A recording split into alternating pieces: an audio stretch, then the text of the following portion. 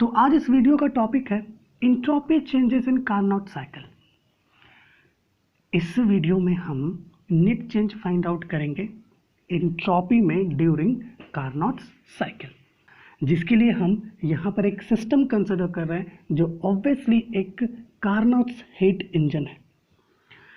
Carnot's heat engine में एक source होता है जो T1 डिग्री केल्विन पर है, एक इंसुलेटिंग स्टैंड होता है और एक सिंक होता है जो T2 डिग्री केल्विन पर है। यहाँ पर कार्नोट्स हीट इंजन में वर्किंग सब्सटेंस जो है ये एक सिलेंडर में इंक्लोज होता है जो तीनों साइड से है ना इंसुलेटेड होता है, बट इसका जो बॉटम होता है वो कंडक्टिंग होता है।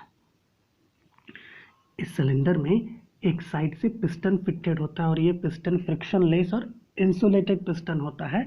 इस सिलेंडर का सिर्फ बॉटम ही ऐसा है जो कंडक्टिंग होता है। ठीक है, कार्नोट साइकिल में 4 स्टेप्स होते हैं। सबसे पहले हम इन 4 स्टेप्स में फाइंड आउट करेंगे कि हमारे पास कितना नेट चेंज हो रहा है एंट्रोपी में during isothermal expansion, adiabatic expansion, isothermal compression और अडायबेटिक कंप्रेशन में। आफ्टर दैट हम नेट चेंज फाइंड आउट करेंगे एंट्रोपी में इस सिस्टम का ड्यूरिंग कार्नोट साइकिल। तो स्टेप 1 है हमारे पास आइसोथर्मल एक्सपेंशन का। इसमें क्या होता है कि जो सिलेंडर है हम देख रहे हैं, इस सिलेंडर को हम सोर्स पर प्लेस करते हैं। जब इस सिलेंडर को हम सोर्स पर प्लेस कर देते हैं तो क्या होता है कि इस सिलेंडर में जो वर्किंग सब्सटेंस प्रेजेंट है ये कुछ अमाउंट ऑफ हीट सोर्स से अब्सॉर्ब करता है and that amount is Q1। ठीक है, ये working substance Q1 amount of heat source से अब्सॉर्ब करता है और ये source Q1 amount of heat loss कर देता है। हम ये जानते हैं कि अगर कोई सब्सटेंस हीट गेन कर रहा है तो उसका एंट्रोपी इंक्रीज कर जाता है, बट जो सब्सटेंस हीट लॉस कर रहा है उसका एंट्रोपी डिक्रीज होता है। तो यहाँ पर सोर्स का एंट्रोपी डिक्रीज होगा, बट जो वर्किंग सब्सटेंस है इसका एंट्रोपी इंक्रीज होगा क्योंकि वर्किंग सब्सटेंस हीट गेन कर रहा है। जैसा कि हम देख पा रहे हैं, entropy of the source decreases and entropy of working substance increases. तो सोर्स का जो एंट्रोपी कितने से डिक्रीज कर रहा है? सोर्स का एंट्रोपी डिक्रीज कर रहा है by an amount minus Q1 by T1। ऐसा ही माइनस इसलिए क्योंकि माइनस डिक्रीज को रिप्रेजेंट कर रहा है। और वर्किंग सब्सटेंस के एंट्रोपी में कितना चेंज आ रहा है? Plus Q1 by T1। Plus इसलिए क्योंकि वर्किंग सब्सटेंस का एंट्रोपी इंक्रीज कर रहा है। तो देयरफॉर स्टेप 1 में जो नेट चेंज होगा एंट्रोपी का होल सिस्टम में वो क्या होगा? Minus Q1 by T1 plus Q1 by T1 is equal to 0। It means है इस सिस्टम में जो नेट चेंज हो रहा है एंट्रोपी का वो 0 है। अब बात आता है स्टेप 2 का। स्टेप 2 है अडायबेटिक एक्सपेंशन का। इसमें क्या होता है कि इस सिलेंडर को हम इंसुलेटिंग स्टैंड पर रखते हैं। अब हम ये जानते हैं कि ये सिलेंडर ये तीनों साइड से इंसुलेटेड होता है।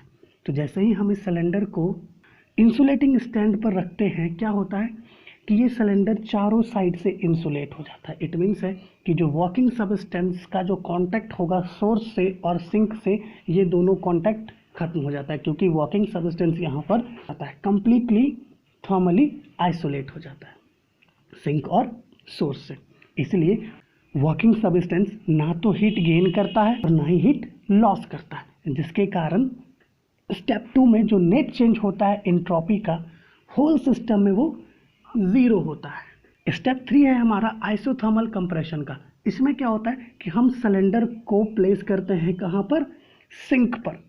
जैसे ही हम सिलेंडर को सिंक पर प्लेस करते हैं वर्किंग सब्सटेंस कुछ अमाउंट ऑफ हीट सिंक को दे देती है। यहाँ पर वो Q2 अमाउंट है।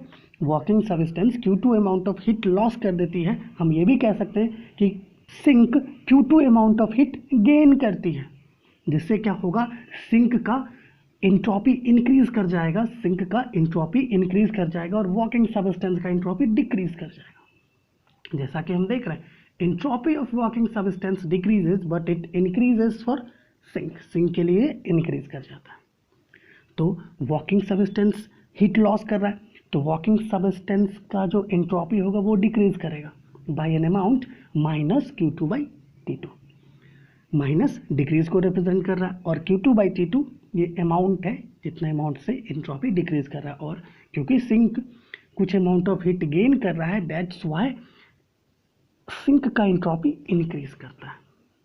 तो जो नेट चेंज होगा एंट्रोपी में इस सिस्टम का ड्यूरिंग थर्ड स्टेप वो क्या होगा, minus Q2/T2 plus Q2/T2 is equal to 0। Step 3 में भी जो नेट चेंज हो रहा है एंट्रोपी का वो 0 है। स्टेप 4 है हमारे पास एडियाबेटिक कंप्रेशन का। इसमें क्या होता है, वापस से हम सिलेंडर को इंसुलेटिंग स्टैंड पर रखते हैं। तो जैसे ही हम सिलेंडर को फिर से इंसुलेटिंग स्टैंड पर रखते हैं, क्या होता है, वर्किंग सब्सटेंस फिर से चारों साइड से इंसुलेट हो जाती है। इट मीन्स है कि ये अब सिंक और सोर्स ये दोनों से जो कॉन्टैक्ट था इसका ये अब फुल्ली खत्म हो गया है, क्योंकि ये थर्मली आइसोलेट हो जाती है, कंप्लीटली थर्मली आइसोलेट हो जाती है सिंक और सोर्स से। इसलिए यहाँ पर जो वर्किंग सब्सटेंस है ये ना तो कोई हीट गेन करती ना कोई हीट लॉस करती, जिसके कारण स्टेप 4 में जो नेट चेंज होगा एंट्रोपी का इस सिस्टम में वो 0 होता है। तो हमने क्या देखा, स्टेप 1 में जो एंट्रोपी का चेंज था वो 0 था, स्टेप 2 में भी 0 था, स्टेप 3 में भी 0 था, स्टेप 4 में भी 0 था। दैट्स वाई होल सिस्टम में जो नेट चेंज होगा एंट्रोपी का ड्यूरिंग कार्नोट साइकिल वो क्या होगा, 0। क्योंकि स्टेप 1 में भी 0 था चेंज ऑफ एंट्रोपी, स्टेप 2 में भी 0 था, स्टेप 3 में भी 0 था, स्टेप 4 में भी 0 था, है ना। अगर हमें यहाँ पर कोई बोले ड्यूरिंग कार्नोट साइकिल जो नेट चेंज होता है एंट्रोपी का किसी एक सिस्टम का वो 0 होता है, तो हम कुछ इस तरीके से उसे प्रूव कर सकते हैं। एक और पॉइंट है जो हम यहाँ पर नोट करेंगे, वो पॉइंट ये है कि जो वर्किंग सब्सटेंस था ये वर्किंग सब्सटेंस ये चारों स्टेप्स के बाद वापस से अपना इनिशियल स्टेट पर आ जाता है। दैट्स वाई जो नेट चेंज होता है एंट्रोपी का इन वन कंप्लीट साइकिल वो 0 होता है वर्किंग सब्सटेंस के लिए।